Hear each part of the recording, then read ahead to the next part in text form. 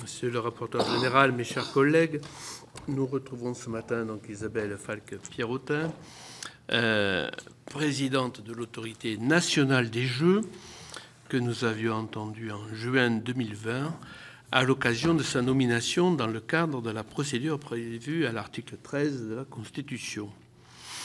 Autrement dit, pour sa nomination, effectivement. La régulation des jeux de hasard et d'argent a fait l'objet d'une actualité nourrie. La création d'un loto de la biodiversité sur le modèle du loto du patrimoine a été discutée en séance publique lors de l'examen du projet de loi de finances pour 2023. Le Sénat avait d'ailleurs, vous le savez, voté à une large majorité sa suppression avant qu'il ne soit rétabli dans le texte final. C'est pour vous dire... Bon. Bien.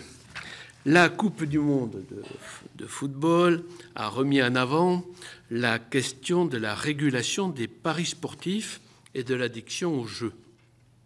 Ainsi, à l'automne 2022, Santé publique France a pour la première fois lancé une campagne de prévention visant spécifiquement les paris sportifs. Enfin, il y a 2 semaines, le Parlement européen a adopté une proposition visant à mettre en place une étude dans l'optique de mieux encadrer les loot boxes dans les jeux vidéo. Face à tous ces enjeux, cette audition a vocation à faire un point d'actualité sur l'ensemble des problématiques qui entourent les jeux de hasard et d'argent. Elle doit aussi permettre de débattre des principes et des critères de la régulation des jeux, ainsi que de la fiscalité qui leur est applicable. La privatisation de la Française des Jeux, prévue par la loi Pacte de 2019, a marqué une étape importante sur ces questions. Pouvez-vous nous expliquer quelles ont été les conséquences de cette privatisation sur les pratiques du régulateur? Je vous rappelle, Madame la Présidente, que cette audition est retransmise en direct sur le site Internet du Sénat. Je vous laisse tout de suite la parole. Merci, Monsieur le Président. Bonjour à tous. Effectivement, l'Autorité nationale des jeux a presque 3 ans. Nous aurons 3 ans au mois de juin.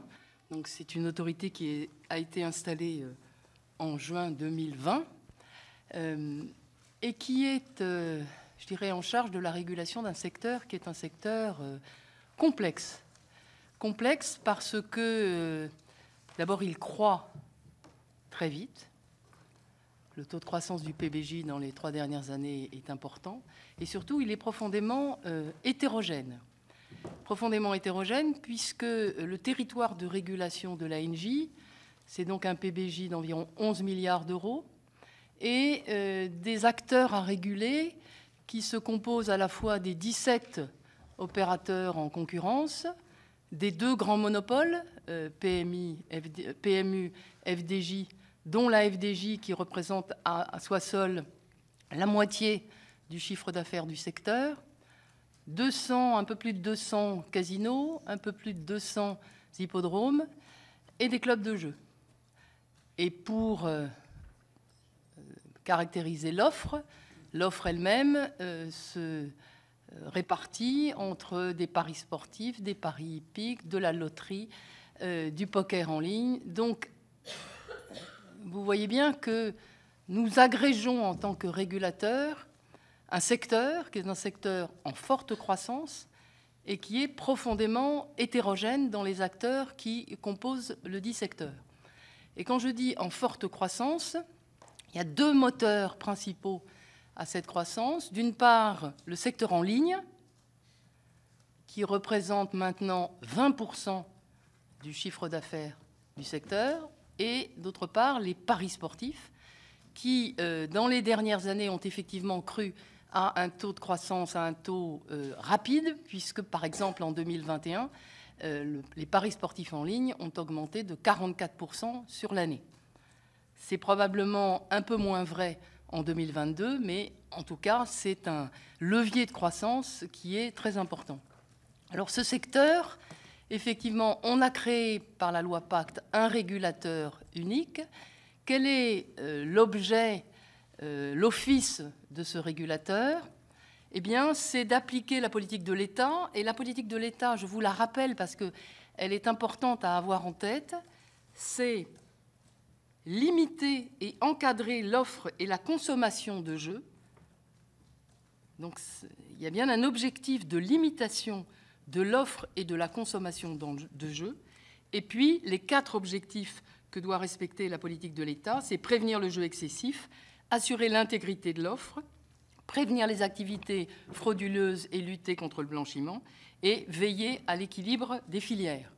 Donc, on voit que la régulation, elle doit s'insérer dans l'objectif général de l'État, qui est le jeu d'argent est a priori interdit, sauf dérogation.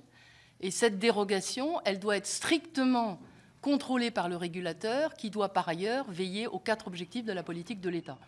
Et j'insiste sur la nécessité de bien avoir ceci en tête, parce que face à un marché qui est en très forte croissance, et dont l'acteur principal, en l'occurrence la FDJ, est également en très forte croissance, on voit bien qu'on atteint quand même, non pas les limites de la régulation, mais en tout cas une complexité qui devra être traitée par le régulateur. Alors, l'actualité, vous l'avez mentionné, Monsieur le Président, c'est effectivement la Coupe du Monde. Peut-être un certain nombre de chiffres sur cette Coupe du Monde. Au total, en ligne et en dur, c'est-à-dire dans les points de vente FDJ, on aura presque un peu plus de 900 millions d'euros qui ont été pariés. C'est un record absolu. En ligne, on est à 600 millions d'euros qui ont été pariés, et ce sont des performances qui sont beaucoup plus importantes que la dernière Coupe du Monde ou même l'Euro 2021. Les matchs sont des matchs qui ont permis à l'équipe de France d'aller évidemment jusqu'à la finale, et la finale contre l'Argentine a permis 80 millions d'euros pariés. Là aussi, c'est un record. Il y a encore à ce stade jamais eu de matchs qui ont enregistré autant de paris sur un seul match. La problématique qui était la nôtre, c'est d'essayer d'éviter qu'à l'occasion de la Coupe du Monde se répète ce que nous avions vu pendant l'Euro. Ce que nous avions vu pendant l'Euro, c'était une surpression publicitaire extrêmement forte qui avait ému nos concitoyens, qui avait conduit un certain nombre d'associations, mais également de parlementaires, de souhaiter que la publicité sur les jeux d'argent soit fortement restreinte. En tout cas, il n'y avait pas eu à ce stade de traduction législative ou réglementaire, mais on sent bien que l'opinion publique s'était mobilisée face à cette surpression publicitaire. Et donc, l'autorité nationale des jeux a mis en place, à la suite de l'Euro, tout un dispositif pour cantonner la pression publicitaire à l'occasion de la Coupe du Monde de football. Ce dispositif, ce sont des guidelines, des lignes directrices, des recommandations sur le type d'outils publicitaires, sur le niveau des gratifications. Et le plan d'action de l'ANJ s'est notamment traduit par la signature en novembre 2022 de 4 chartes qui ont pu mobiliser à la fois les opérateurs de jeux d'argent, tous les opérateurs de jeux d'argent qui ont signé ces chartes, mais également les supports radio, télévision, affichage numérique qui ont également accepté finalement de policer leurs pratiques pour réduire la pression publicitaire en faveur du jeu d'argent. La signature de ces 4 chartes est certainement quelque chose d'assez exceptionnel en termes de co-régulation, puisque je crois qu'il n'y a pas de secteur qui ait pu se mettre autour de la table avec l'ensemble des supports publicitaires pour s'entendre sur une limitation de la mobilisation de ces supports au profit de leurs propres annonces. Donc là, je crois que ça témoigne d'une prise de conscience et des annonceurs et des supports sur le fait que le jeu d'argent n'est pas un produit comme les autres, et donc il convient pour la publicité de la cantonner, de l'encadrer peut-être d'une façon plus vigoureuse que ce qui était pratiqué auparavant. Alors, est-ce que ça a suffi pour la Coupe du monde de football? Ce que l'on peut dire, c'est que, de façon globale, la tonalité des messages pendant la Coupe du monde de football est rentrée dans le champ de ce que permet le décret de novembre 2020. C'est-à-dire que les messages les plus dithyrambiques et les plus incitatifs à l'acte de jouer, de parier, ont quasiment disparu.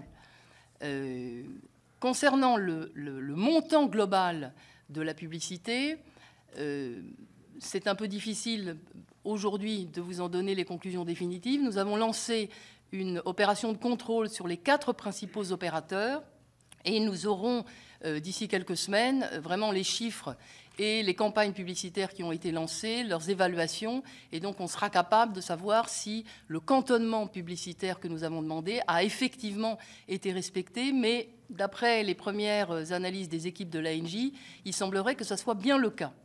Cela étant, il y a au moins 2 questions qui restent ouvertes et qui nécessiteront que l'ANJ s'intéresse à ces questions dans les semaines à venir. C'est le sponsoring. On sent bien que face à l'encadrement plus énergique par le régulateur de la publicité, les opérateurs jeux d'argent ont fait un pas de côté et ont mobilisé les ressources du sponsoring, notamment la sponsoring d'émissions sportives, ce qui fait qu'il n'est pas anormal que pendant un match, vous ayez presque 12 spots publicitaires sur un match en faveur des jeux d'argent, là où normalement nous avons cantonné à 3 dans chaque tunnel publicitaire. Donc on voit bien que le sponsoring est un moyen de contourner un petit peu les contraintes sur la publicité stricto sensu. Et puis il y a un deuxième phénomène qui est celui des influenceurs. Les influenceurs ont été énormément mobilisés par les opérateurs jeux d'argent en fin d'année, et je dirais que c'est une tendance de fond du secteur. Ces influenceurs, vous savez que le gouvernement est en train de lancer une concertation sur les influenceurs pour voir comment on pouvait mieux encadrer la pratique des influenceurs qui, dans certains cas, a donné lieu presque à des fraudes qui ont été d'ailleurs dénoncées par la DGCCRF. Nous travaillons avec la DGCCRF sur la question des influenceurs et nous avons fait d'ailleurs des recommandations au gouvernement concernant les jeux d'argent et les influenceurs. Mais il est certain que c'est une nouvelle technique publicitaire qui est très mobilisée par le secteur et qui a besoin peut-être d'être un peu plus encadrée. Donc, ce que nous pensons, c'est que la pression publicitaire, qui est un sujet majeur pour le régulateur, la pression publicitaire reste forte. Les mesures que nous avons prises ont permis de cantonner celle-ci jusqu'à un certain point, mais nous réfléchissons à la nécessité, le cas échéant, de compléter notre arsenal réglementaire parce que les dernières études que nous avons venues de l'OFDT montrent qu'il y aurait une augmentation du taux de prévalence, c'est-à-dire du pourcentage de joueurs problématiques. Et donc, il est important que l'on puisse s'adapter à ces nouvelles conclusions. Donc ça, c'est l'actualité liée à la Coupe du monde. Et puis, nous avons une actualité qui est liée à l'évolution du secteur lui-même. Je vous ai dit que le secteur était en forte croissance, qu'il avait 2 moteurs de croissance, les paris sportifs et le jeu en ligne. Il a surtout une évolution liée aux nouvelles technologies. Les nouvelles technologies sont investies massivement par les opérateurs de jeux d'argent, par tous dans la mobilisation des outils numériques. Tous les opérateurs, et les plus gros d'entre eux en particulier, utilisent à fond toutes les technologies de marketing numérique pour toucher les individus, personnaliser la publicité, avoir des publicités interactives extrêmement fines et extrêmement efficaces. Donc ça, je dirais que ça concerne tous les opérateurs. Ce que nous voyons également arriver, c'est les fameux cryptoactifs. Les cryptoactifs, ce sont ces NFT, c'est-à-dire ces objets numériques qui font l'objet d'un enregistrement sur la blockchain, qui en soi ne sont pas des jeux d'argent et de hasard en tant que tels, mais ces cryptoactifs, ces NFT, font l'objet d'attributions dans le cadre de compétitions qui peuvent être des compétitions assimilables à des jeux d'argent et de hasard. Vous avez probablement entendu parler de la firme Sorare, de la société Sorare, donc cette licorne française dont nous sommes les uns les autres extrêmement fiers. Que propose Sorare? Sorare propose d'émettre des NFT correspondant à des cartes à l'effigie de joueurs de football. Donc vous collectionnez ces cartes comme auparavant on pouvait collectionner les cartes Yu-Gi-Oh pour les enfants ou Panini. Et vous collectionnez ces cartes. Et ces cartes, avec ces cartes, vous pouvez constituer des équipes. Ces cartes sont de vraies cartes de footballeurs, hein, c'est-à-dire ce sont des cartes à l'effigie de vrais footballeurs. 2-3 fois par semaine sont organisées des compétitions d'équipes virtuelles constituées par 5 cartes. C'est-à-dire que vous avez vos cartes et vous constituez une équipe en tant que, comme si vous étiez un coach d'une équipe de football et vous faites affronter votre équipe avec d'autres. Et ces compétitions de cartes vous font gagner des objets, mais souvent de nouvelles cartes. Et le prix de ces cartes, la valeur de ces cartes, est indexée sur les performances des vrais joueurs dans la vie réelle. Donc vous avez un marché de cartes qui est pour partie indexé sur les performances réelles des joueurs dans la vraie vie, dans les vraies compétitions. Pour partie également indexé sur le cours de l'Ether, la crypto-monnaie, puisque en réalité tout ceci se paye en Ether, et donc le cours de l'Ether fait varier les revenus que vous tirez des cartes. Alors ça c'est l'expérience de Sorare, mais il y en a bien d'autres. On a le même type d'innovation dans le domaine hippique. Et le PMU nous a présenté un projet qui s'appelle le projet Stables, qui permet là aussi d'avoir des cartes qui figurent des chevaux. Pour le moment, il n'y a pas de compétition de ces chevaux, il y a juste comment dire, une communauté qui se crée autour des cartes de chevaux et de la valeur de ces cartes qui va augmenter et qui permet aux titulaires de ces cartes, dans le cas des chevaux, de gagner des points et progressivement d'avoir une écurie qui prend plus de valeur qu'une autre. Aujourd'hui, il y a 2000 jeux Web3, comme on les appelle, qui sont disponibles en France. C'est un marché qui est un marché émergent. Il y a dans ces 2000 offres des sociétés françaises, mais toutes ces offres ne sont pas reliées à une activité de paris hippique ou de paris sportif comme celle que je viens de décrire. Il y a une partie des offres qui sont des offres totalement décorrélées de la vie réelle. Par exemple, vous avez un petit chien que vous achetez, enfin, vous achetez un cryptoactif qui représente un petit chien. Vous élevez votre petit chien. Vous pouvez lui acheter un collier, enfin, vous pouvez faire en sorte qu'il prospère le plus possible. Et puis, vous allez croiser ce petit chien avec d'autres. Et peut-être que vous aurez une portée qui va prendre encore plus de valeur que vous pourrez revendre. Donc, on voit qu'il y a toute une économie du divertissement qui se met en place à partir de ces nouveaux objets numériques, ces cryptoactifs.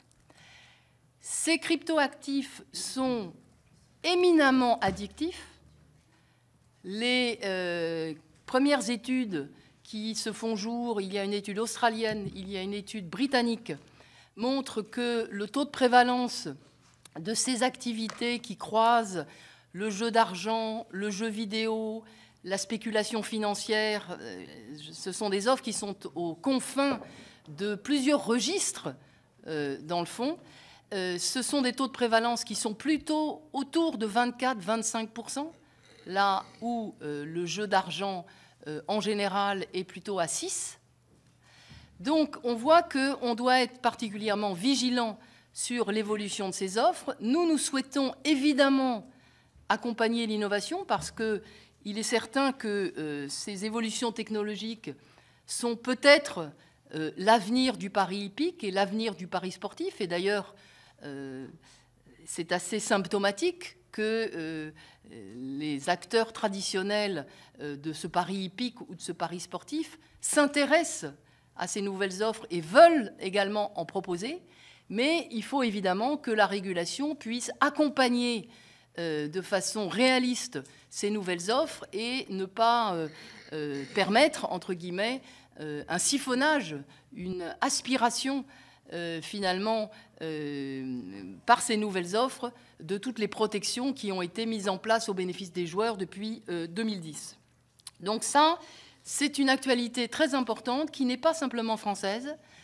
Dans tous les pays européens, on s'intéresse aux cryptoactifs et aux nouvelles questions de régulation que cela pose. Nous travaillons avec nos homologues, avec les Suisses, avec les Belges, avec les Britanniques, pour voir si nous pouvons adopter une position commune sur ce sujet. Dernier élément d'actualité, l'activité de contrôle de l'ANJ. Je la mentionne parce que nous avons eu un certain nombre de remarques sur le fait que cette activité de contrôle n'avait pas été déclenchée dès la mise en place de l'ANJ en 2020. Il est évident que lorsque l'ANJ a été créée, le dispositif législatif et réglementaire était un dispositif pour partie ancien, mais quand même pour partie assez nouveau pour l'ensemble des acteurs. C'était un dispositif très complet qui se traduisait par des obligations récurrentes de présentation de documents, de plans d'action, de stratégies promotionnelles, etc., devant le régulateur, qui nécessitaient d'être entièrement expérimentés avant que de lancer des contrôles. Donc nous avons dans un premier temps privilégié l'approche explicative et pédagogique avant de pouvoir lancer des contrôles. Ces contrôles ont été lancés à partir de 2022 et nous avons, en 2022, pour la première fois, saisi la commission des sanctions, qui a été reconstituée d'ailleurs, puisque cette commission des sanctions n'était pas opérationnelle en 2021, ses membres n'étant pas désignés. Donc nous avons fait en sorte que cette commission des sanctions puisse être effectivement reconstituée et nous avons transmis un certain nombre de dossiers à la commission des sanctions, des dossiers relatifs au respect du TRJ, taux de retour joueur, qui, vous le savez, pour le pari sportif est de 85% évalué annuellement. Et il y avait probablement un certain nombre de petites manquements par rapport au respect de ce TRJ. Et le deuxième type de dossier que nous avons transmis à la commission des sanctions sont des dossiers qui sont relatifs à une nouvelle obligation et tout à fait centrale des opérateurs de jeux d'argent, c'est l'obligation d'identifier et d'accompagner les joueurs à risque. Et donc nous avons, pour la première fois, saisi la commission des sanctions de manquement sur cette obligation nouvelle. 2023 sera une année importante en termes de contrôle, puisque maintenant nous considérons que le nouveau dispositif législatif et réglementaire est connu, que nous avons assorti ce dispositif de toute une série de boîtes à outils, de bonnes pratiques diverses, et que maintenant, ceux qui ne le respectent pas n'ont pas véritablement de raison à le faire. Et donc, nous allons avoir une politique de contrôle qui sera vigoureuse en 2023. Un mot de la FDJ que vous avez souhaité de ma part. Alors, la FDJ et Française des Jeux participe évidemment à la croissance de ce marché. Elle participe d'autant plus que, comme je vous l'ai dit en introduction, c'est l'acteur majeur du secteur. La moitié du chiffre d'affaires du secteur vient de la FDJ. Et les perspectives de croissance qui ont été affichées publiquement par cette société sont de l'ordre de 3 à 4% de croissance annuelle.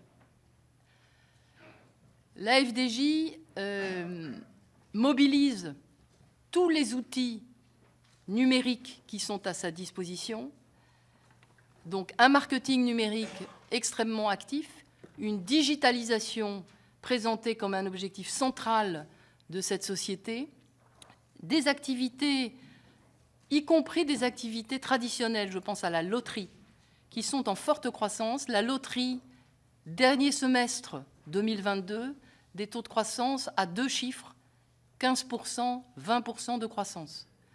Donc, nous avons à la fois une société qui croît dans les secteurs traditionnels, qui croît également en mobilisant toutes les innovations technologiques, qui étend également son périmètre d'activité, puisque la FDJ a demandé un agrément en poker et la FDJ a racheté récemment The Turf, pardon, de manière à pouvoir avoir une offre également de paris hippiques. Donc l'idée, et je ne trahis aucun secret en disant cela, de la FDJ, c'est de couvrir l'ensemble de l'offre et de pouvoir évidemment avoir une présence tout à fait continue sur l'ensemble de l'offre, présence continue qui est d'ailleurs assurée par une stratégie promotionnelle extrêmement active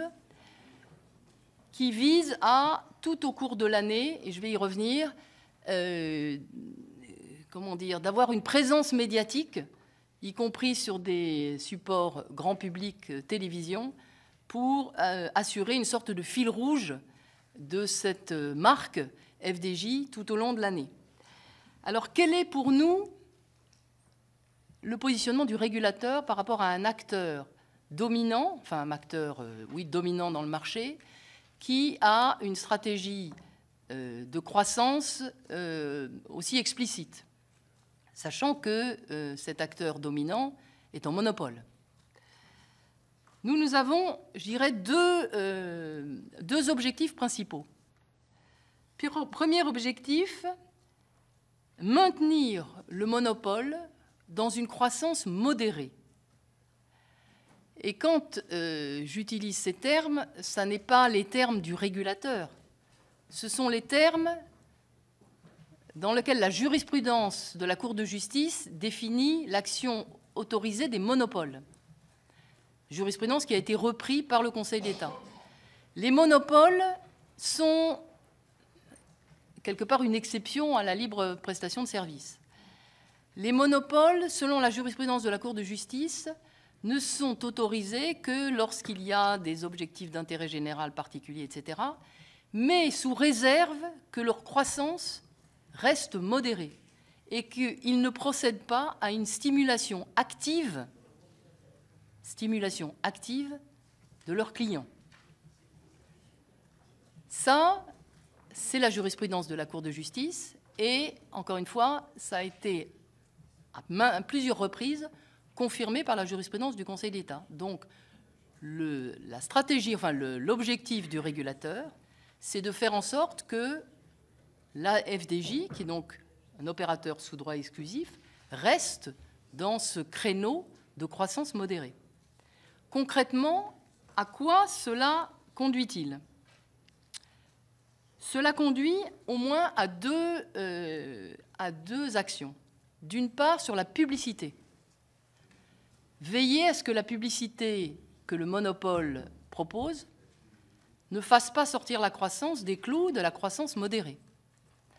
Or, vous avez probablement observé le fait que nous avons une stratégie publicitaire de la FDJ qui, comme je vous l'ai dit, consiste à faire en sorte que cette marque puisse être déclenchée et présente tout au long de l'année, le vendredi 13, la Saint-Valentin, le jour de Pâques, bref, tout au fond de l'année, et que, par ailleurs, on mobilise à l'appui de cette stratégie promotionnelle des enjeux d'intérêt général qui se veulent consensuels. Alors c'est le loto du patrimoine pour partie, mais c'est aussi le fait que la société, au nom de du développement durable et de sa responsabilité sociétale, eh bien, aide le sport, aide l'intégration, aide les jeunes. Et donc, progressivement, on accrédite l'idée que intérêt général, monopole, jeu d'argent peuvent aller stricto sensu ensemble.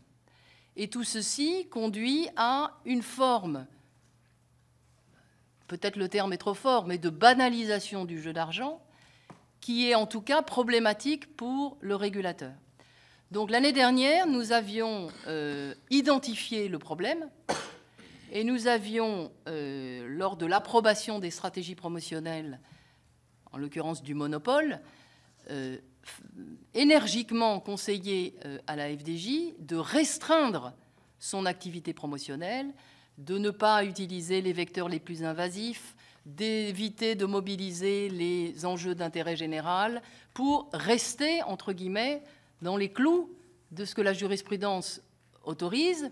Et cette jurisprudence, vous le voyez bien, elle est spécifique au monopole, mais en réalité, elle fait écho à l'obligation globale qui concerne, pour le coup, tous les acteurs du jeu d'argent, c'est de limiter l'offre et la consommation.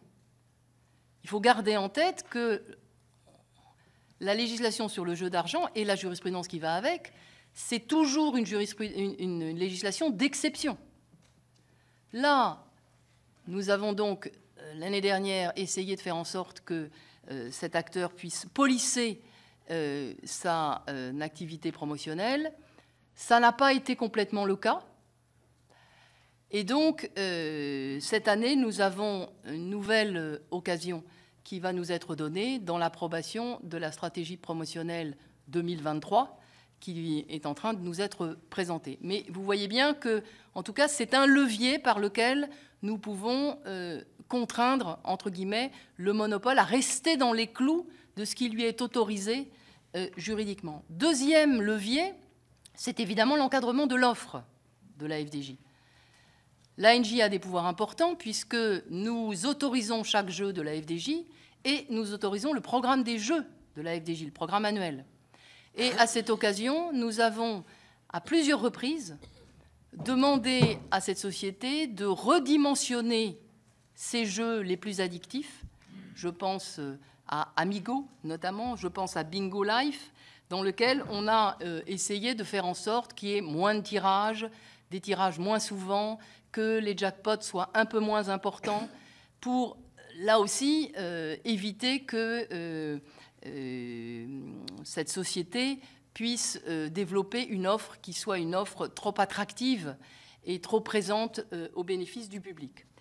Donc, vous voyez que l'actualité de la FDJ, c'est une actualité délicate pour les régulateurs, délicate pour l'ensemble du secteur, puisque nous avons un très gros acteur qui mobilise, et on comprend bien pourquoi, hein, dans une logique qui est une logique très économique, qui mobilise tous les leviers qui sont à sa disposition, et tout ceci doit se faire en respectant néanmoins le cadre autorisé du monopole.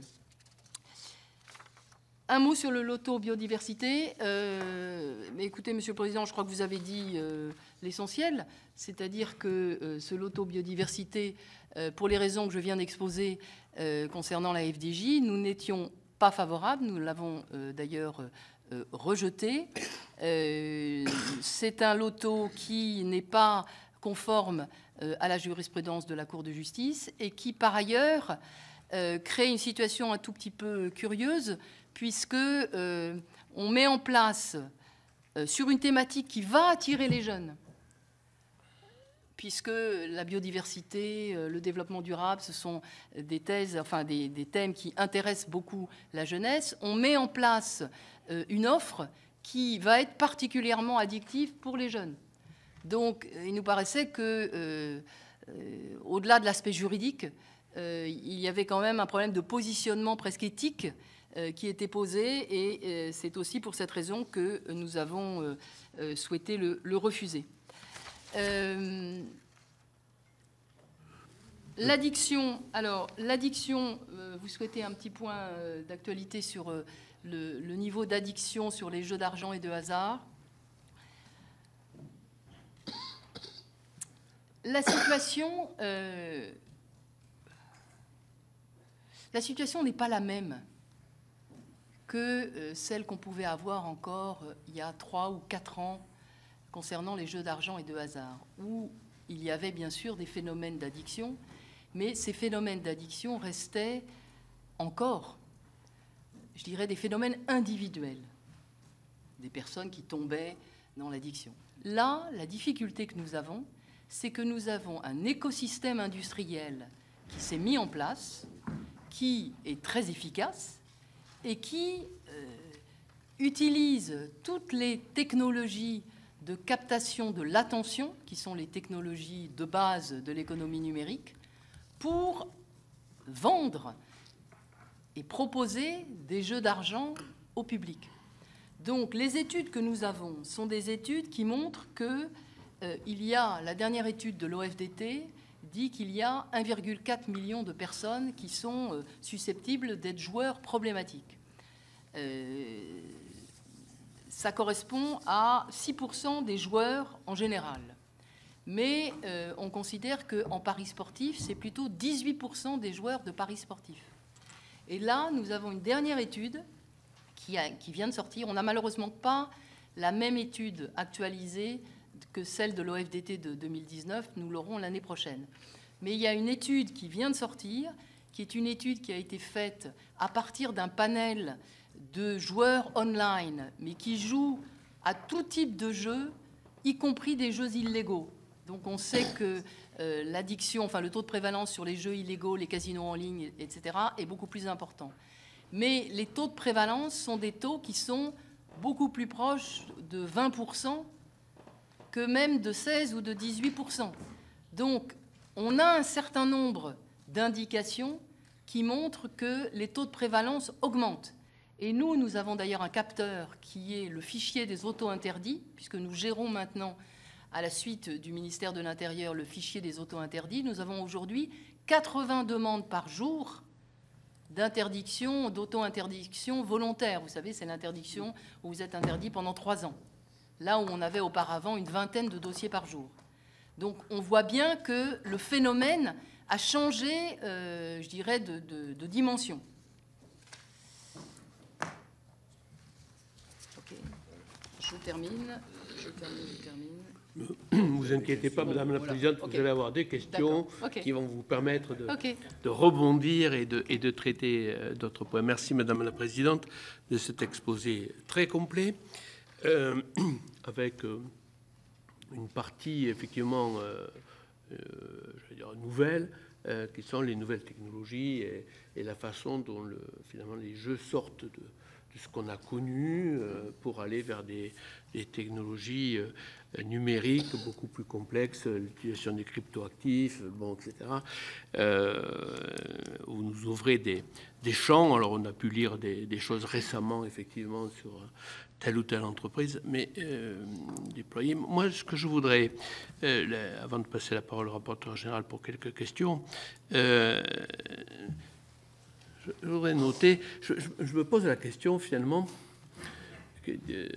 j'aimerais bien avoir, on l'a un peu eu à travers votre exposé, mais votre ressenti sur finalement, est-ce que l'autorité que vous présidez, on ne lui demande pas des choses qui finalement ne sont pas réalisables, c'est-à-dire, ou d'être contraire, de gérer des contraires complets, quoi, d'une certaine façon, laisser l'économie se développer, et l'économie des jeux comme toute économie, d'une certaine façon, puis en même temps vous dire, bon, comment dire, j'avais noté l'expression que vous deviez limiter la consommation, mais ce que vous nous dites, c'est que ça ne marche pas.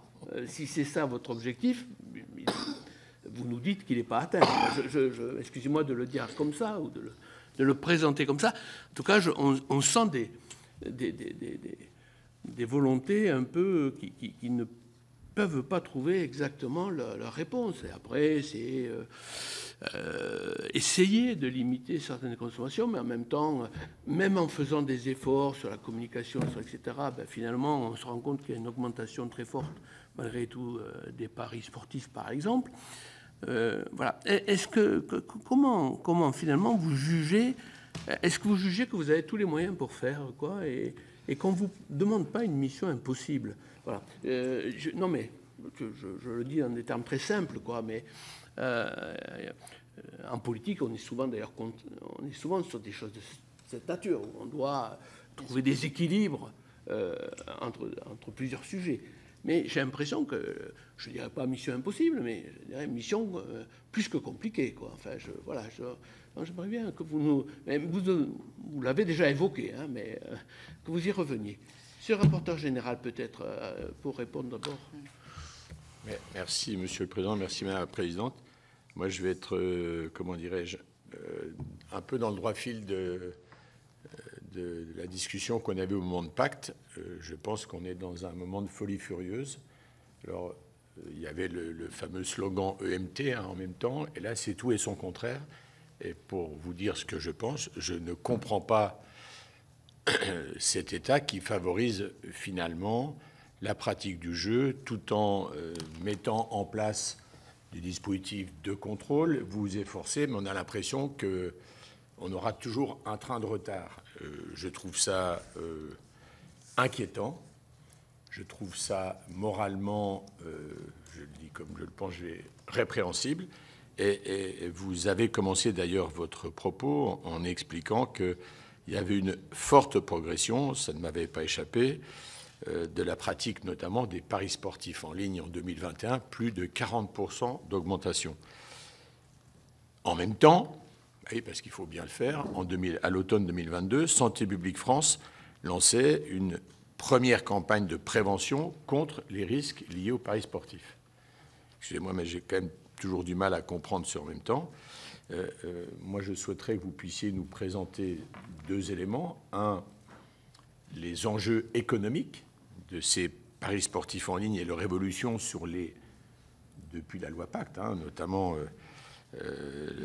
sur les montants, et puis peut-être surtout ce qui est conduit par l'État et par ses opérateurs pour limiter l'addiction. J'ai, si vous voulez, l'impression qu'on est dans la même, comment dirais-je, ambiguïté. Vous avez dit, moi j'appelle ça un peu le conflit d'intérêts, vous avez dit qu'il faut éviter une banalisation, c'est-à-dire c'est à peu près la même chose que le tabac, quoi. Mais c'est vertigineux, l'augmentation des pratiques et donc des coûts. Et puis deuxième et dernière question, vous aviez évoqué effectivement, quand vous avez pris vos fonctions, le fait que la fiscalité sur les jeux d'argent et de hasard en France était sensiblement plus forte en France et qu'on allait aller vers une harmonisation européenne. Pouvez-vous nous dire où on en est actuellement ? Madame la Présidente, si vous voulez bien répondre, alors, merci. Toujours de manière assez succincte, puisque nous avons de l'intérêt parmi nos collègues. Il y a déjà 7 questions. Répondre de façon succincte à une question, la vôtre, aussi centrale, ça n'est pas si simple que cela. Il est évident que le cadre légal des jeux d'argent crée en soi-même des tensions. Et le rôle du régulateur est de rester sur la ligne de crête et de faire en sorte que ce qui est par principe interdit peut par dérogation être autorisé. C'est ça, je dirais, le cœur du cadre. Non mais c'est le principe. Et ça n'est autorisé qu'à une condition, c'est que le jeu d'argent reste récréatif. Le pacte social collectif qui a été formé dans ce cadre légal, par ce cadre légal, c'est de dire, dans le fond, le jeu d'argent est toléré, et ça existe, je dirais, de longue date, à condition qu'il reste récréatif.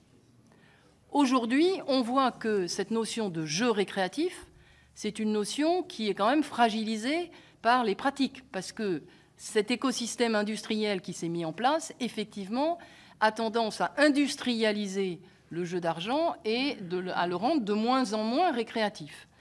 Est-ce que pour autant c'est impossible de garder cet équilibre? Moi, je ne le crois pas.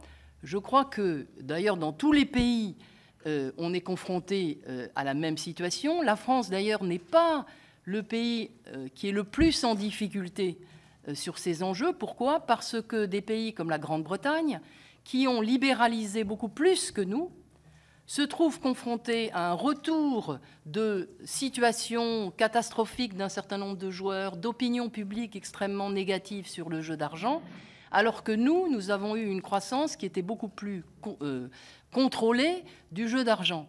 Donc, ma réponse, elle serait en deux temps. Un, le régulateur doit mobiliser tous les outils qui sont les siens, et nous avons, je crois, fait cet exercice, et on pourra le démontrer en 2023. Et deux, il faudra se livrer, et c'est l'objectif que nous avons à partir du mois de mai, à un bilan critique de la régulation en se disant, est-ce que, dans le fond, ces outils d'intervention sont suffisants? Ou est-ce qu'il faut, par exemple, sur la publicité, donner les moyens aux régulateurs de plafonner les budgets marketing, ce qui n'est pas le cas, avoir la possibilité de restreindre les horaires de diffusion de la publicité, limiter la publicité des jeux d'argent à certains supports qui sont des supports professionnels, mais pas les supports grand public. Il y a toute une série d'idées qui nous viennent d'ailleurs de nos homologues, que nous pourrions tout à fait pratiquer en France pour faire en sorte que ce jeu d'argent reste dans son épure récréative. Alors, les paris sportifs, effectivement, les paris sportifs se sont énormément développés dans les années passées. Les chiffres sur 2022 sont des chiffres qui sont un tout petit peu, qui ont l'air de montrer une tendance un tout petit peu différente, avec le sentiment que nous avons d'un ralentissement de la croissance des paris sportifs. On a le sentiment que nous atteignons un plateau et que finalement, les taux de croissance que nous avions connus précédemment ne se reproduiront pas. Est-ce que c'est quelque chose, une tendance de long terme? Je n'en sais rien, mais en tout cas, c'est ce que nous observons sur 2022. Et sur les paris sportifs, effectivement, c'est la première fois qu'il y a eu ces campagnes grand public de Santé publique France, de l'ANJ, du département de la Seine-Saint-Denis, et ce sont des campagnes qui ont très bien fonctionné. Par exemple, la campagne de l'ANJ « Tu as vu, t'as perdu », « T'as vu, t'as perdu », pardonnez-moi l'expression. C'est une campagne qui a fait presque 2 millions de vues sur YouTube et qui a été reprise par toute une série de supports. Donc, quand on adapte le message, on est capable d'aller chercher le joueur là où il est, et ça fonctionne plutôt bien. Merci. Peut-être, je me demande s'il n'y avait pas une deuxième question du rapporteur général. C'est sur la fiscalité. Ah, pardon. Voilà. Oui, sur la fiscalité, eh bien, la situation n'a pas tellement changé par rapport à 2020. Pourquoi? Parce que ça n'est pas une zone d'harmonisation et que chaque pays est bien soucieux de garder sa fiscalité propre. Donc, effectivement, on a un taux de prélèvement tout acteur confondu qui est de l'ordre de 50% en France, là où les autres pays européens sont plutôt autour de 20 à 25. Et donc, il y a aussi une concurrence entre acteurs européens, entre pays européens, en termes d'attractivité des jeux d'argent. Et un pays comme Malte, par exemple, est un pays qui, évidemment, offre une fiscalité des jeux qui est particulièrement intéressante. Et il y a beaucoup d'entreprises qui sont installées à Malte. Nous, sur les 17 opérateurs en concurrence, on en a 5 qui sont localisés à Malte. Merci. Donc, Emmanuel Capus, puis Jean-Michel Arnaud. Merci, Monsieur le Président, et merci, Madame la Présidente, pour ces explications extrêmement détaillées et pointues. Alors, moi, je ne veux pas rentrer dans des débats trop politiques. La question que je voudrais poser, c'est une question de sénateur attaché au territoire, comme nous sommes tous. Et il y a une question qu'on a assez peu, du coup, abordée sous ce prisme-là, c'est celle du PMU. Vous avez cité le PMU, vous avez cité le projet Stables, donc la modernisation, je dirais, et l'adaptation du PMU aux nouvelles formes de jeu. En revanche, je crois que nous sommes plusieurs, sans doute plus encore quand on a aussi des filières d'élevage, à être attachés à notre réseau de PMU pour 2 raisons. La première, c'est parce que ça crée un réseau de vie sociale.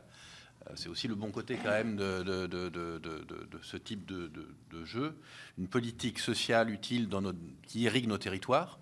Puis il y a une deuxième raison, c'est que le PMU a une vocation particulière, c'est de financer la filière équine. Donc je mets, je dirais, le PMU un peu à part par rapport à tous les autres jeux dont on a beaucoup parlé. Et donc ma question est très simple, c'est quel est l'état du PMU et de ce réseau et de cette société par rapport aux autres. Vous avez dit que le FDJ, ça représentait 50% du marché, mais quelle est la part de marché du PMU? Quel est son état? Comment s'adapte-t-elle à l'évolution, à l'ouverture donc des jeux en ligne depuis un certain temps?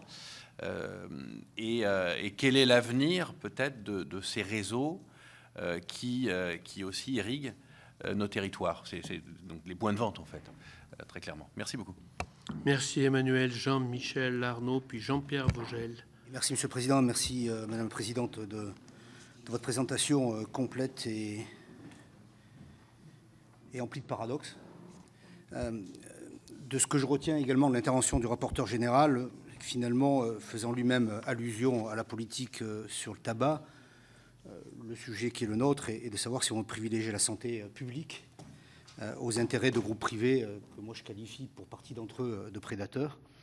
Avez-vous dans ce cadre-là aujourd'hui les outils, le cadre juridique, dans le cadre de vos missions d'autorité nationale des jeux, pour, par exemple, mettre en place un moratoire sur l'autorisation de nouveaux jeux, pour faciliter la meilleure communication à destination du grand public des niveaux de rendement réels des jeux d'argent auxquels ils souscrivent, de, pour exemple, faire en sorte aussi que les mineurs, qui sont 40% à peu près, d'après les informations recueillies, des parieurs généraux, puissent effectivement être protégés, puisqu'il y a une interdiction qui n'est pas respectée. Et cela me semble effectivement un élément important. Et puis aussi agir, par exemple, sur la réduction, pour ne pas dire l'annulation, l'interdiction des offres de bienvenue, qui sont effectivement une façon de favoriser et de mettre en addiction des jeunes gens qui n'ont pas, pour le premier pari, à mettre ne serait-ce qu'un euro sur la table, mais ensuite se retrouvent dans des logiques effectivement d'addiction liées à des problématiques de santé psychique, mentale, d'addiction. Donc avez-vous les outils et les instruments aujourd'hui, le cadre juridique, pour agir dans ce cadre-là? Sinon, quelles sont vos propositions? Je vous remercie. Merci Jean-Michel, Jean-Pierre Vogel, puis Philippe Dominati. Oui, merci Monsieur le Président, merci Madame la Présidente. Moi je voulais intervenir comme mon collègue Capu sur la problématique du GIE PMU, parce qu'il faut rappeler que le PMU, qui est un des principaux opérateurs aussi, est constitué sous forme juridique de GIE, et que la totalité de ces excédents sont reversés à la filière, aux sociétés mères. Et que sans le PMU, on n'aurait pas eu le prix d'Amérique, on n'aurait pas les courses, on n'aurait pas les 200 hippodromes dont vous avez parlé tout à l'heure, on n'aurait pas les dizaines de milliers d'emplois qu'il y a et toutes les activités annexes, et que c'est complètement différent de la FDJ. Et quand, dans vos propos, je n'ai pas compté le nombre de fois où vous avez prononcé FDJ et le nombre de fois que vous avez prononcé PMU, mais à mon avis, le PMU est beaucoup plus important que la FDJ. Et à ce titre-là, j'aimerais savoir s'il y a des actions que la NJ engage pour essayer de bien maîtriser la distorsion de concurrence qu'il peut y avoir entre la FDJ et le PMU. Je pense qu'on a une véritable distorsion de concurrence. D'ailleurs, vous avez bien indiqué que c'est un acteur dominant. La FDJ est un acteur dominant sur les jeux d'argent, qu'ils viennent de racheter ZEturf, qui est un opérateur qui représente 20% des paris online, des paris hippiques online, et que ça pourrait éventuellement représenter un danger pour le PMU. Donc j'aimerais avoir votre avis sur y a-t-il une distorsion de concurrence entre les moyens que je qualifierais disproportionné de la FDJ pour assurer sa promotion par rapport au PMU? Et est-ce qu'il y a un risque de survie du PMU dans ce cadre-là et de l'ensemble de la filière équine? Merci Jean-Pierre. Philippe Dominati, puis Didier Rambaud. Oui, Madame la Présidente, merci pour le sérieux et la passion que vous mettez dans la défense de votre institution, mais je partage un peu des avis qui ont été formulés précédemment, parce qu'on n'est pas dans une situation schizophrène, on se demande si la haute autorité n'est pas un alibi. La Française des Jeux a été vendue par l'État, tout simplement. Alors vous nous expliquez maintenant que ce n'est plus l'État qui la contrôle, elle va beaucoup mieux, elle se développe, il y a une croissance. Donc à croire que lorsque l'État gère quelque chose, il n'arrive pas bien à le gérer. Mais s'il le vend, c'est pour le valoriser. Donc est-ce que ça a été une bonne chose ou une mauvaise chose? Et est-ce que ce n'est pas contradictoire? Parce que est-ce qu'on ne vend pas une propriété pour finalement, après, immédiatement, empêcher son activité par des contraintes? C'est ce que je ne comprends pas. Et deuxièmement, vous avez évoqué à juste titre, par exemple, les vignettes sont rares. Hier, un article dans les Échos, capitalisation 4 milliards de francs. Ils sont passés de 270 millions d'euros en 2021, 500 millions en 2022, 3 millions d'utilisateurs. C'est une licorne française. On peut se demander si elle était anglaise ou, je dirais, étrangère, l'activité serait exactement la même. Vous l'avez souligné, il n'y a pas de coordination européenne. Est-ce qu'il ne vaut mieux pas qu'il y ait ce genre d'activité sur notre territoire national, puisque de toute façon, les utilisateurs seraient de toute manière partis, je dirais, dans le marché européen ailleurs. Donc il y a une activité là aussi qui est faite. Et, effectivement, on a du mal à comprendre si l'État n'a pas intérêt, en réalité, à avoir des recettes importantes par la fiscalité en développant ou en laissant faire ce genre, je dirais, d'initiative, et que la haute autorité est là que pour donner, je dirais, une sorte de garantie à peu près morale, ou en tout cas faire semblant de faire quelque chose, parce qu'on voit que ça se développe et que l'État a favorisé largement le développement. Voyez, madame, que les questions sont directes au moins. Didier Rambaud.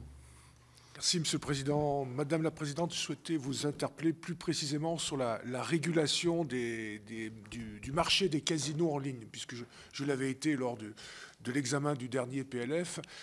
Bon, a priori, la France est le dernier pays d'Europe quand même à en interdire la pratique. Hélas, on constate que une offre pléthorique de casinos en ligne, et notamment en France, j'avais 2 chiffres, il y a moins de 10 ans, on avait à peu près 500 000 joueurs. Aujourd'hui, on en aurait pratiquement pas loin de 2 millions d'euros. Donc on voit derrière aussi les enjeux financiers. Je crois que ça représente à peu près plus d'1 milliard d'euros. Donc on imagine bien les centaines de millions d'euros de recettes fiscales qui sont perdues par l'État. Bon, une question toute simple, voilà, comment on peut arriver aussi à réguler un petit peu ce sujet des casinos en ligne. Merci. Merci Didier. Daniel Breuiller, puis Bernard Delcros. Merci Madame la Présidente de votre exposé très complet. J'étais il y a 3 jours à l'hôpital Paul Brousse dans ma circonscription qui a un service d'addictologie et j'ai été effrayé de constater que désormais l'addiction aux jeux et aux outils numériques est devenue une des principales addictions et que ça représente à peu près un quart entre 20% et un quart des consultations, et évidemment avec un public jeune extrêmement marqué. Donc, je vais me poser une question d'abord. A-t-on une analyse sociologique par âge et par catégorie sociale des jeux et des montants? Parce que j'ai quand même l'impression qu'au fond, plus le sentiment de crise, de mal-vie grandit et plus l'addiction aux jeux s'étend. Et puis la deuxième, c'était presque en forme de provocation. Est-ce qu'il ne faudra pas créer un loto de l'hôpital pour financer les services d'addictologie? qui auront à prendre en charge de plus en plus, je pense notamment aux jeunes. En tous les cas, il y a pour moi un sujet très important en direction de la jeunesse. Et ce que vous avez exposé, que j'ignorais en tous les cas en partie, renforce franchement une inquiétude. Et je pense que ça devrait devenir un sujet. Hier, vous avez présenté un texte pour qu'à minima, les gens sachent quels sont les frais qu'ils encourent par les banques, etc. Vous faites d'ailleurs des publicités pour montrer qu'au fond, dans le jeu, on ne gagne pas à chaque fois. Mais moi, je vous avoue que je suis très inquiet de ce que j'ai vu il y a quelques jours et de la façon dont des vies sont malmenées par cette addiction au jeu.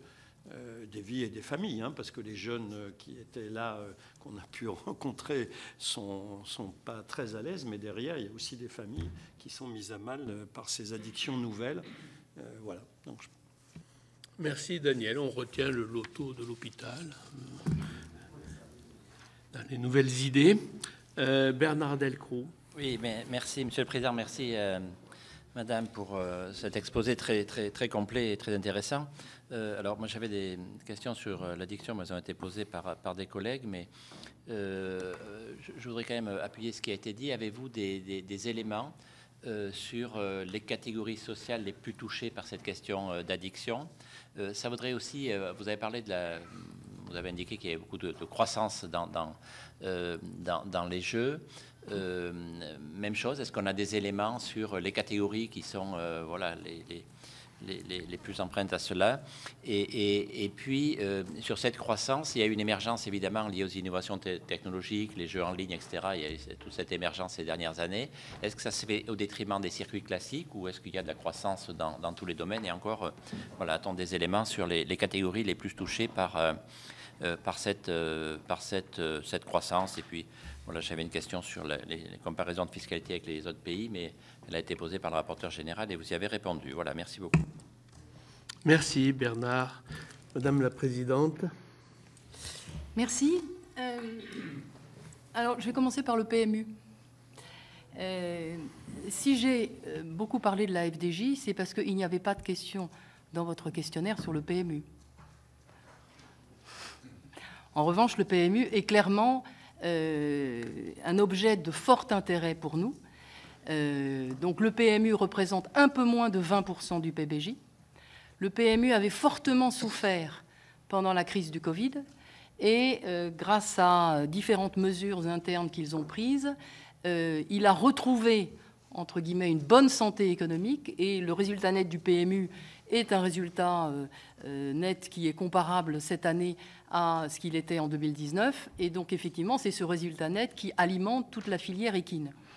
Et croyez bien que nous avons très clairement en tête la nécessité de garantir et d'aider à la stabilité de ce revenu pour la filière équine. Et nous avons d'ailleurs très clairement dit ceci à l'autorité de la concurrence à l'occasion de l'opération The Turf, puisque nous allons être consultés par l'autorité de la concurrence et que l'analyse de marché, c'est en fait les chiffres de l'ANJ qui seront donnés à l'autorité de la concurrence. Donc il est évident que pour nous, l'opération, enfin la répartition des acteurs sur le pari hippique ne doit pas, ou du moins on doit être très vigilant sur l'équilibre des filières dans le cadre des variations que les parts de concurrence peuvent avoir. Donc voilà, en tout cas le PMU est revenu à une bonne santé et ce qui est intéressant, c'est que le PMU comme la FDJ a retrouvé une activité très positive sur ses points de vente. Donc en réalité, le segment en ligne du pari hippique qui s'était énormément développé l'année dernière, maintenant, le moteur, entre guillemets, du PMU, c'est le pari hippique en dur. Alors, est-ce que vous avez, dans le fond, le cadre juridique pour agir? C'est un peu en filigrane derrière un certain nombre de questions. Je réponds d'abord à des questions spécifiques avant de parler de la problématique générale.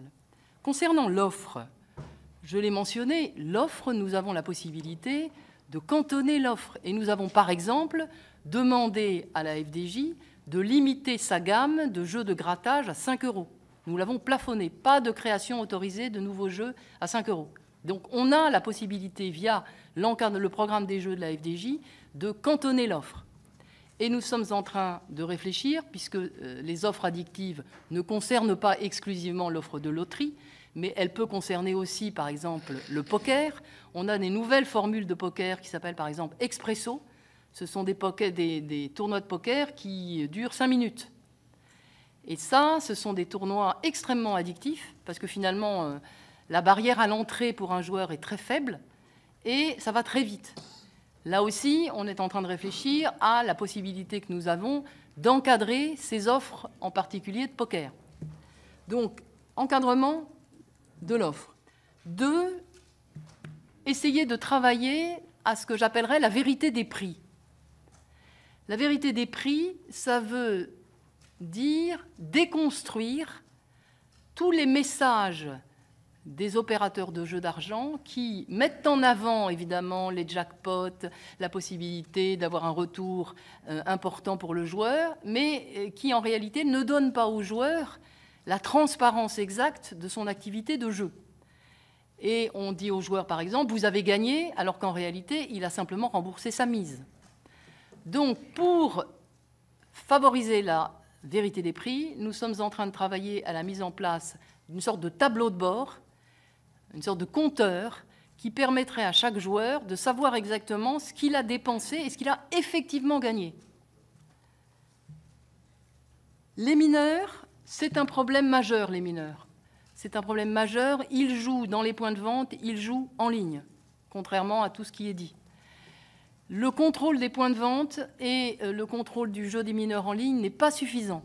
Nous avons considérablement renforcé notre pression auprès des opérateurs PMU et FDJ pour que ceux-ci accentuent leur contrôle sur les points de vente. Et concernant les activités de jeu en ligne, nous avons toute une série d'éléments que nous allons d'ailleurs, sur lesquels nous allons réinsister à l'occasion de l'approbation des stratégies promotionnelles et des plans d'action annuels addiction pour faire en sorte qu'il n'y ait pas, par exemple, de stratégie de contournement de l'interdiction de l'offre à des mineurs en ligne. Donc ça, c'est un enjeu majeur de l'activité de contrôle de l'ANJ en 2023. Sur les bonus, nous avons publié des guidelines, des lignes directrices en octobre dernier qui visent à notamment plafonner les bonus de bienvenue, parce que les bonus de bienvenue, c'est l'extension du périmètre des joueurs.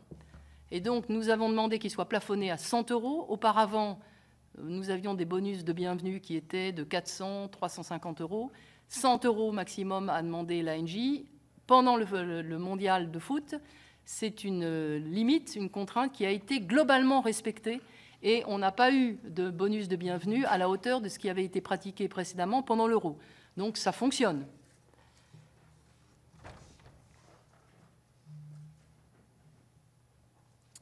Est-ce que, pour autant, l'ANJ est un alibi? Le mot est fort. Le mot est fort. L'ANJ exerce ses compétences dans le respect du cadre juridique qui lui est donné par la loi, donc par les parlementaires. Donc nous avons, je l'ai bien dit, mobilisé tous les outils qui sont les nôtres. Nous allons avoir un bilan critique de la régulation au mois de mai et, le cas échéant, nous ferons des propositions complémentaires pour que le cadre juridique puisse être ici ou là complété de manière à donner plus de capacité d'action aux régulateurs. Et je crois effectivement que c'est nécessaire. C'est nécessaire en termes d'effectifs, mais c'est aussi nécessaire en termes de capacité d'intervention. Je vous donne un exemple. Moi, je n'ai pas la capacité de mettre en demeure un opérateur. La mise en demeure d'un opérateur, c'est une disposition qui existe auprès d'autres autorités de régulation, qui est extrêmement efficace, facilement mobilisable, qui permet également d'avoir une action publique immédiate. C'est quelque chose qui n'existe pas dans le cadre de la loi. Donc on a toute une série, entre guillemets, d'idées qui permettent effectivement de compléter et de voir si l'action du régulateur pour encadrer un marché qui est en pleine transformation est effectivement nécessaire. Je crois que ça l'est, mais il faut faire des propositions de façon, je dirais, vraiment informée. SORAR. Concernant SORAR, nous avons accepté la proposition de SORAR, qui donc était potentiellement en situation de manquement par rapport à notre cadre juridique. On a accepté sa proposition de mettre en place une loterie à double entrée. Concrètement, qu'est-ce que c'est qu'une loterie à double entrée? C'est une loterie dans laquelle le canal payant, qui est le canal actuel, et le canal gratuit bénéficient des mêmes chances de gagner. Ils ont jusqu'au 31 mars pour mettre en place ce dispositif. Si au 31 mars, c'est-à-dire dans un mois et demi, le dispositif n'est pas pleinement opérationnel et totalement convaincant, eh bien, nous reviendrons à la situation initiale, c'est-à-dire une entreprise potentiellement en situation de manquement. SORAR, effectivement, ouvre des franchises dans un certain nombre de pays. Il n'y a pas d'harmonisation totale au niveau européen. En revanche, nous parlons entre autorités de régulation, en particulier la UK Gambling, l'autorité britannique, et les Suisses. Donc, nous essayons de faire en sorte que les positions des uns et des autres soient à peu près coordonnées. Donc, nous allons voir ce qui se passe. Mais en tout cas, l'histoire SORAR n'est pas totalement terminée en France. Ce que je veux quand même mentionner, c'est que le gouvernement a demandé à l'Inspection générale des finances une étude pour réfléchir à l'évolution du cadre juridique.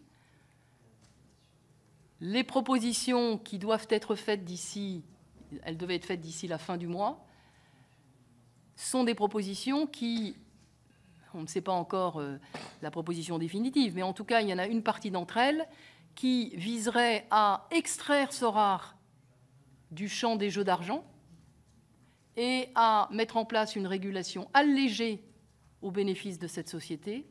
Nous sommes tout à fait opposés à cette proposition qui comporte des effets de bord par rapport à la régulation classique extrêmement importants et, je crois, non mesurés à ce stade, et qui aurait pour conséquence de déconstruire pour partie l'édifice institutionnel qu'on a mis en place depuis 2010. Les casinos en ligne, je terminerai par ceci. C'est vrai que nous sommes dans une situation atypique en France. France et Chypre sont les seuls à ne pas autoriser les casinos. Nous avons lancé une étude qui est c'est la première étude qui est vraiment sérieuse et indépendante des acteurs économiques sur l'offre illégale en France. Nous avons sollicité KPMG, nous aurons les résultats de cette étude permettant de savoir exactement ce que représente vraiment l'offre illégale en France. Et vous savez que l'offre illégale en France, elle est largement composée de l'offre de casinos. À ce stade, ce que je peux dire, c'est que l'offre de casino est une offre, au casino online, c'est une offre dont les caractères addictifs sont documentés. Donc la régulation, si elle devait autoriser cette offre, devrait nécessairement prévoir des garanties supérieures sur la protection du joueur, et que par ailleurs, nous avons en France une situation qui est atypique par rapport aux autres pays, puisque nous avons un réseau de casinos qui irrigue, entre guillemets, le territoire. Et d'après les premiers calculs que nous avons faits, si une offre de casino online devait être autorisée en France, ça conduirait probablement à une perte de 30% des casinos physiques. Donc ce que je veux dire, c'est que c'est toute une série de paramètres économiques, juridiques, état du soin, qui doivent être pris en compte avant de prendre une décision de cette ampleur.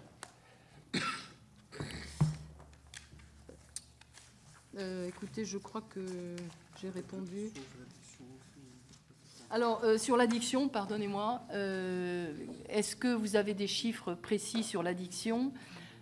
On sait que l'addiction touche en particulier les jeunes, en particulier les catégories populaires, les publics vulnérables, et que donc ils sont, je dirais, doublement affectés par le jeu d'argent. Ils perdent de l'argent et on a eu des cas, mais j'imagine que les uns les autres, vous les avez eus, de situations absolument dramatiques, de personnes s'endettant, y compris auprès, entre guillemets, de la criminalité organisée. Enfin, je veux dire, il y a toute une série de phénomènes qui montrent que c'est une situation qui n'est pas du tout anecdotique et qui doit être traitée très sérieusement. Ce que je peux dire, c'est que nous pensons que la première couche de prévention, c'est-à-dire la couche d'information générale, santé publique, n'est pas suffisamment active et que ça dépasse le périmètre de l'ANJ, mais qu'il faudrait absolument déjà renforcer cette sensibilisation au jeu d'argent et à la prévention des risques sur le jeu d'argent. Nous avons Joueur Info Service, pardon, qui est un dispositif comment dire, de premier niveau qui, je crois, pourrait être amélioré en matière de jeu d'argent et de hasard. J'ai répondu. Très bien. Merci, Madame la Présidente. On était ravis de vous revoir parce que 2 ans, donc c'est 2 ans et demi, c'est bien pour avoir un premier état des lieux, vos premières remarques. Merci de vous être exprimé aussi très franchement, attendez pas moins, enfin très clairement, sur à la fois ce qui vous paraît bien fonctionner et à la fois de ce qui est possiblement améliorable. Voilà, sur une mission dont on continue à partager, je pense tous, est un peu complexe, plus que d'autres. Voilà. Merci beaucoup. Bonne journée, chers collègues.